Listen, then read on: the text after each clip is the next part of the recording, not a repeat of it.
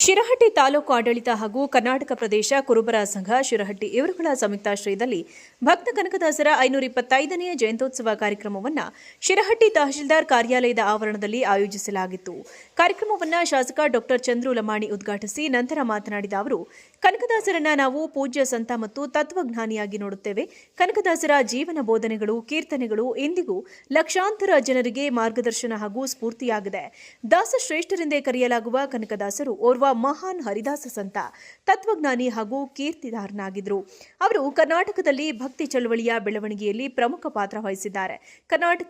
ಕನಕದಾಸರ ಕೀರ್ತನೆಗಳು ಎಂದು ಕರೆಯಲ್ಪಡುವ ಅವರ ಕೀರ್ತನೆಗಳು, ಭಕ್ತಿ ಸಂಯೋಜನೆಗಳು ಸಮಾಜವನ್ನ ಪ್ರೇರೇಪಿಸುತ್ತಿವೆ ಮತ್ತು ಉನ್ನತಿಗೊಳಿಸುತ್ತಿವೆ.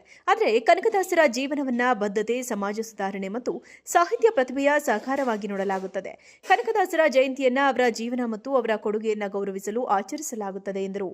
ಈ ಸಂದರ್ಭದಲ್ಲಿ ತಹಶೀಲ್ದಾರ್ ಕೆ ರಾಘವೇಂದ್ರ ರಾವ್, ಹೊನ್ನೇಶ್ ಪುಟಿ, ರಾಮಣ್ಣ ಕಂಬಳಿ, ಮಂಜುನಾಥ್ ಘಂಟಿ, ಎಂಕೆ ಲಮಾಣಿ, ಸಂದೀಪ್ ಕಪ್ಪತನವರ್, ಹೊನ್ನಪ್ಪ ಶಿರಹಟ್ಟಿ, ಕ್ರಾಂಪಿ ಸಾಯಿ ಕಡುಬಿನ, ಶ್ರೀಮತಿ ನಂದ ಪಲ್ಲೇದ, ಹೇಮಂತ್ ಕೆಂಗೋಡ, ಆನಂದ್ ಮಾಳೆಕೊಪ್ಪ, ಬಿಒ ನಾಣಕಿ ನಾಯ್ಕ, ಶಂಕರ್ ಮಟಾರೆ ಹಾಗೂ ತಾಲೂಕಿನ ಎಲ್ಲ ಅಧಿಕಾರಿ ವರ್ಗ ಹಾಗೂ ವಿವಿಧ ಸಮಾಜದ ಮುಖಂಡರು ಉಪಸ್ಥಿತರಿದ್ದರು. ವರದಿ ವೀರೇಶ್ ಗುಗರಿ. ಏನು ಅಂದಿನ ಬಂಕಾಪುರ ಸಂಸ್ಥಾನ ಕನಕದಾಸರ ತಂದೆಯವರು ಅವತ್ತಿನ ರಾಜರು.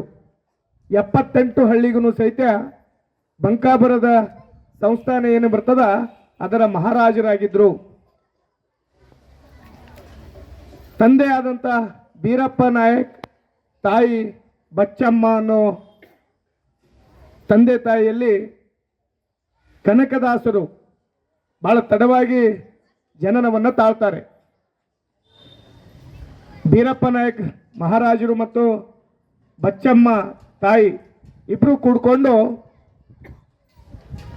ತಿರುಪತಿ ತಿಮ್ಮಪ್ಪನನ್ನ ಹರಕೆಯನ್ನು ಹೊತ್ಕೋತಾರೆ. ನನಗೆ ಮಕ್ಕಳು ಆಗಬೇಕು, ಗಂಡು ಮಗು ಆದರೆ ನಾನು ನಿನ್ನ ಸನ್ನಿಧಿಗೆ ಬಂದು ಪೂಜೆಯನ್ನು ಮಾಡ್ತೀನಿ ಅಂತೇಳಿ ಬೀರಪ್ಪ ನಾಯಕು ಮತ್ತು ತಾಯಿ ಬಚ್ಚಮ್ಮ ನಾಯಕು ದೇವರಲ್ಲಿ ಬೇಡ್ಕೋತಾರೆ.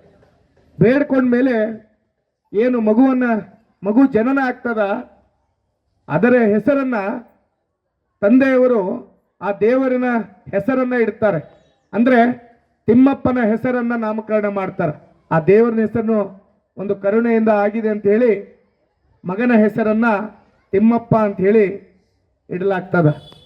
ತದನಂತರ ಏನು ಬೀರಪ್ಪ ನಾಯಕರಿದ್ರು, ಮಗ 6 ವರ್ಷನಾಗಿದ್ದಾಗ 6 ರಿಂದ 8 ವರ್ಷ ಆದ ನಂತರ ಬೀರಪ್ಪ ನಾಯಕರು ತಂದೆಯವರು ತೀರ್ಕೋತಾರೆ. ತದನಂತರ ತಂದೆ ಇಲ್ಲದ ಸಮಯದಲ್ಲಿ ತಾಯಿ ಅದರ ಜವಾಬ್ದಾರಿಯನ್ನು ತಗೊಂಡು ಬಹಳಷ್ಟು ಮಹಾಪುರುಷರ ಕಥೆಗಳನ್ನು ಹೇಳಿ ಮಗನನ್ನ ದೊಡ್ಡ ವ್ಯಕ್ತಿಯನ್ನಾಗಿ ಬೆಳೆಸುವಂಥ ಜವಾಬ್ದಾರಿಯನ್ನು ತಾಯಿ ತಗೋತಾಳೆ.